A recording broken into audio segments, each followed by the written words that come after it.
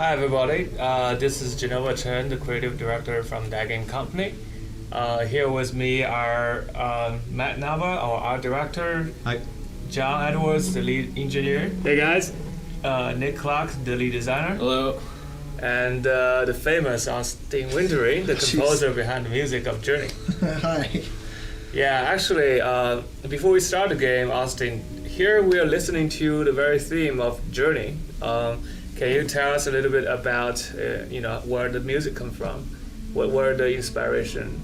Well, the music started at the very, very beginning, which is part of why I love this project so much, is because it was from day one. So we got together and talked like a week or something after Flower had come out, and we talked about Joseph Campbell and the monomyth, and just kind of had a discussion about the emotions of the game. We didn't talk about music in any concrete form, like strings or any of those sorts of like colors that you were interested in. It was purely a discussion of the emotions, and so I really thought it was amazing.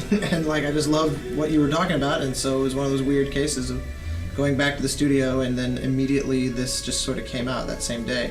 And but it was always supposed to be like a demo, like a proof of concept. I didn't expect that it would be like in the trailers and on the cross-media bar and all that stuff, because what you're hearing, other than the orchestra, is exactly what I did on that day in 09. Let's start the game then. Yeah, it is kind of strange that the very first music ended up being in the final game. I guess that means how good it was. I don't know. It's at least was right. We can't tell if it was good, but it was definitely an inspirational track for the visuals of the game. We paired it with our first kind of proof of concept trailer. Yeah, back then when we were first pitching the game to Sony, Matt, and Jackie at the time worked on this proof of concept trailer. I think it was out somewhere, so you could find it online. There's a very different character compared to what it is in the final game. He had arms. Right, the character is more... And it didn't have the mountain either. It was still the kind of canyon, right, like granite wall. Trophy. Okay, well... This is not the first time we've tried to record we're playing this game, but we can start a new journey. No problem. So actually, one thing to note here is that you don't see the mountain initially when you start up the game. We wanted to hide that reveal from when you reach the top of the first hill. But when you come back to the game a second time, we do show you the mountain after you've already beaten the game. That was a very last-minute decision that Matt pushed through with all his mind. But I think it was definitely the right definitely the right choice. Yeah, I didn't ever notice that until you guys pointed that out like a week ago. As many thousands of times as I've played this, I never... So some cool sand tech here. John, you want to talk about this? Yeah, so you can kind of see we got this sparkling field of sand, millions of grains of sand being rendered on the PS3, which was a project-long process to make happen. Which, Martin Middleton and, really, the whole team worked on this. And project long means 3 years. Like, we spent 3 years making Journey. Absolutely. Yeah. So this opening went through a lot of iterations, but what we came to was this kind of vague reference to the star-like effect you see in the end of the game, so that when you play it a second time through, you get more meaning out of that. Plus, it was just kind of a way to reset the player before they begin the journey. That was something you guys did on Flower to great effect, right. I thought. And I remember, because that was one of the first pieces of music that I wrote, because it was like one of the few kind of knowns, because it was, like, okay, in Flower we started with this kind of like burst of sound to kind of try to clean the slate emotionally of the player. So let's try something sort of similar for this. That's also the reason why we chose to start with a big, kind of long white color shot, and then gradually moved to faster shots. Yeah, and kind of no visual. Yeah. Now we've just popped the mountain up. Yeah, so now you get the mountain reveal, and it feels really awesome. Oh, there it is. Moved a mountain. A lot of people were telling me how great the music was in Journey because there's all these very cool reviews. You know, it feels grand, but really it's the music that's happening kind of subconsciously while, you know, the transition happens. You know, this is a very noticeable shot. The other one we'll talk about later. It's funny, I've gotten a lot of feedback like that from people saying, you know, I really loved this game, but especially because of the music. And I always turn that back on them and say, you know, as flattered as I am by that, I actually don't agree. Because the music is, like, as a result of the game. I didn't make anything and then just say, hey, let's find a place for this. Everything was always directly inspired by what you were doing, and art direction and the color palettes and the way in which the player moved and everything. And so I'm always, to me, it's like separating them makes no sense to me at all. So this is like the first tutorial sequence here that we teach the player how to use their flight ability, but you can actually skip this whole sequence. Like, we don't ever force the player to go to this building and collect this first secret, which was actually somewhat of a problem in some of the earlier playtests, but we made it look attractive enough that almost all the players do end up just directing themselves here. But one thing that was important to us in development was to never force a decision upon the player, so you could skip it if you wanted to. This statue is a broken version of the Sphinx that you see at the Ancestors, and it's actually kind of silly because there used to be an ancestor here. We used to have two Right. ancestors in this level. There used to be the seventh ancestor. Yes. I like very early the games. very old version where the ancestor came out and you were like lateral to the mountain, and you both would turn, and then the ancestor went flying off. He would to the actually mountain. fly all the way to the mountain, and you'd have to watch him. Yeah. And it was quite silly. It's one of those funny things that at the time it didn't strike me as silly at all, and then the moment we moved past it, I was like, oh yeah, I guess that's pretty silly. In the same way that there's a lot of music in the game that I totally wrote in earnest, and then we replaced with something else, and when I go back and listen to it, I'm like, that is terrible. How did that ever strike me as remotely, like, at all acceptable? I remember the first time we got the ancestor sequences in, it was pretty awesome. But looking back, those were not super good. Yeah, exactly. It's Definitely funny an you're iterative right. process. Took a long time. So to why don't you figure tell us out about how to these do it. paintings?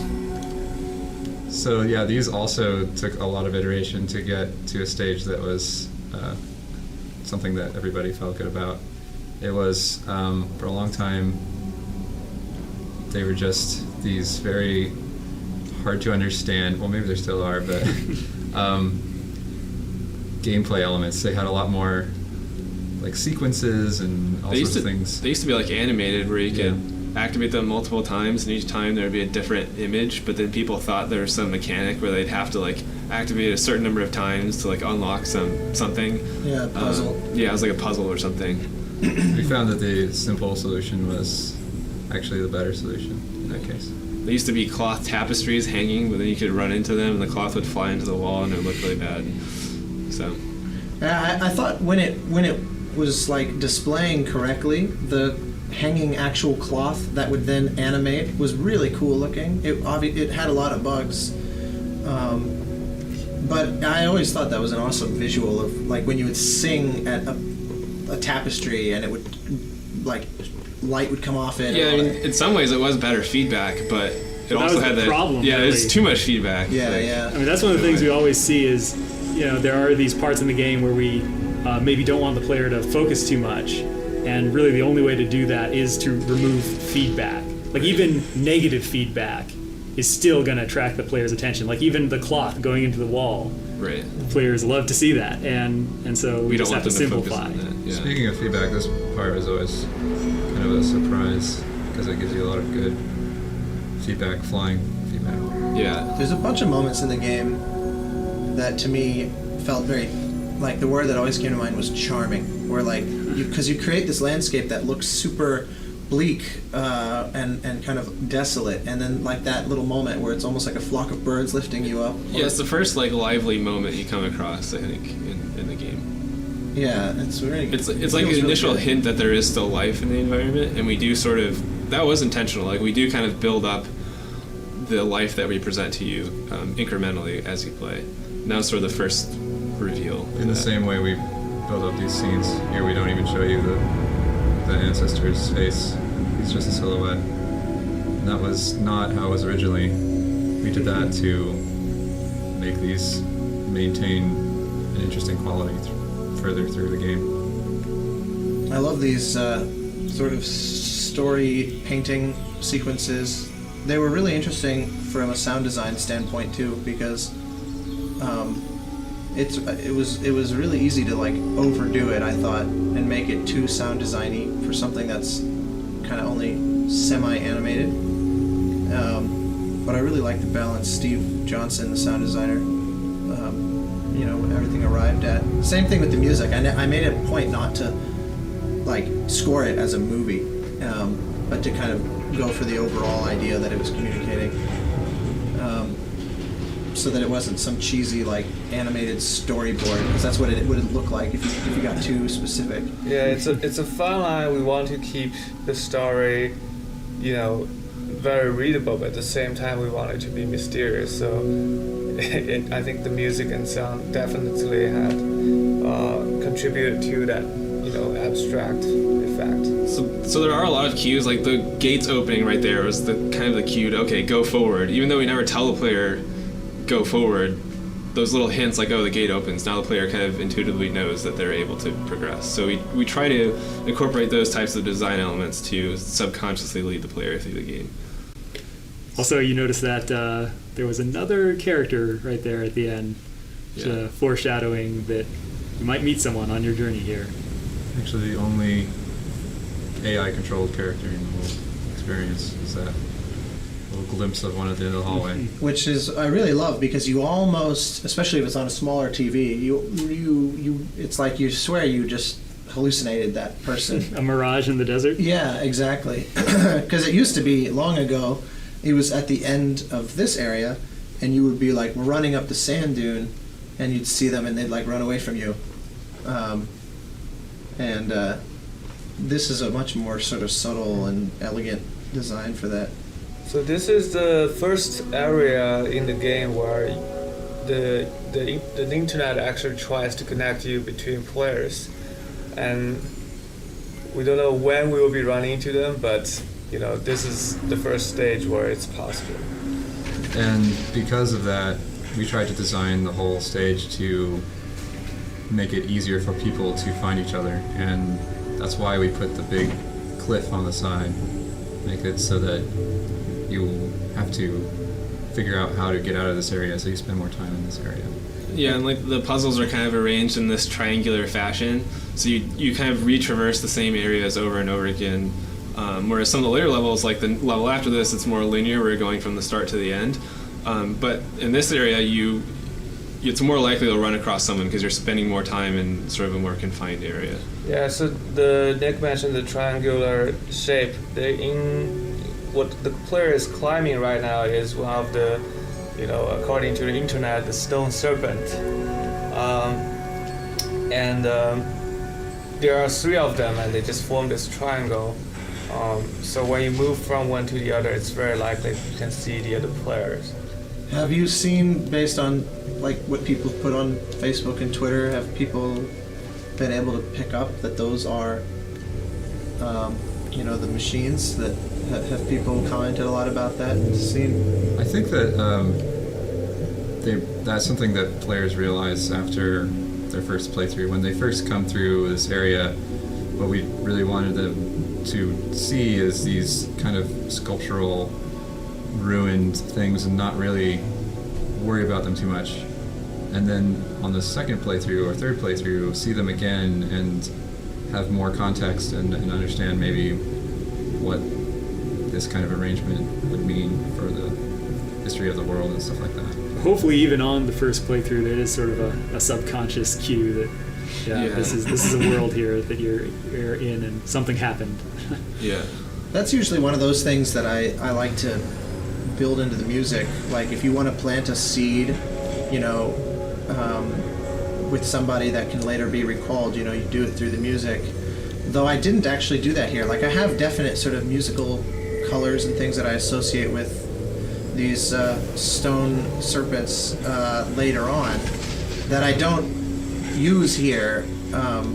Partly because you're not interacting with them in a way that's direct enough that it would have been clear that that's what I was pointing at, but also because it just, as subtle as that would be in certain ways, it still somehow feels like that would have been really over the top to be like, look, little touch of ominousness, Yeah, and then, it's the player's experience too. Exactly. That's kind of that's by far the bigger point, is in the same way that you guys aren't trying to force a player down some super ultra linear path that spoon feeds everything to them. The score, both in terms of its adaptivity and in terms of its sort of emotional content, was trying to avoid forcing the player to feel a certain way. The way I've been describing it to people is that it's like, in the same way as the game, you're creating an environment that they can kind of choose to live in however they want.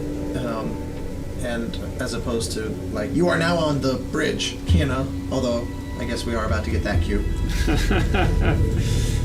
Well, I think it is the balance of those two things, definitely. And like this cue is pretty short, but it does feel nice when you first start flying across the bridge. Drunk. Yeah, I love that about the game in general, is that you play it and, like, depending on the mood you're in, it's actually a very different feeling game. Like, it can be really emotional, or it can be just sort of visually beautiful, but in a way that's actually very sort of sedate. But you can really get lost in it and have a really profound experience. Seems like we haven't connected to anyone. Yeah, could this be it's early in the morning? Gamers don't play a game in the morning. Early morning on a Friday. Thursday or Friday? Yeah. What day is it? We're developers. It's on a Schmonday? So here you see for the first time the ancestor's face. These ancestors weren't always in this kind of white space that's kind of this meditation or vision of the character. They were originally in the actual world and they came out and it was quite silly. It felt a little strange, I think. They were very literal, and what we ended up with does allow the player to interpret it a bit more how they want, how comfortable they are with imagining that the ancestor is a physical thing or might just be a memory. Yeah, and some people, they're like gods. They're like a deity, and for some people they are like a remnant of the whatever civilization this is, or they're maybe a reflection of you. And I think that in our whole design process, we really wanted to encourage players to make their own kind of decisions about those kind of things.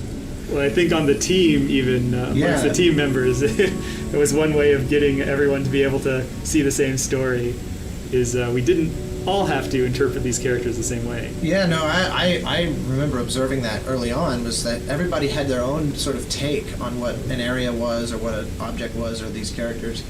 And I love that it's like, it's built into the design that, of course, players are going to have their own interpretation because the team itself does not have some unified, like, secret backstory. It's actually pretty loose internally as well.